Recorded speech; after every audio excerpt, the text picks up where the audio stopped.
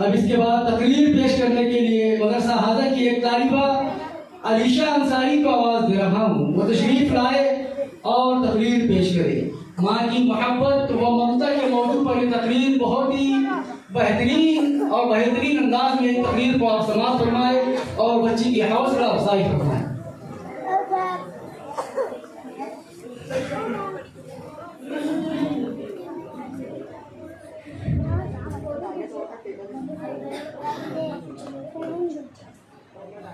अस्सलामु अलैकुम वरहमतुल्लाहि वबरकातुहू। अल्हम्दुलिल्लाहि रब्बिल आलमीन वल आक़िबतु लिल मुत्तक़ीन वस्सलातु वस्सलामु अला सय्यिदिल मुरसलीन मुहम्मदिन व आलिहि व सहाबिहि अजमईन। अम्मा बाद।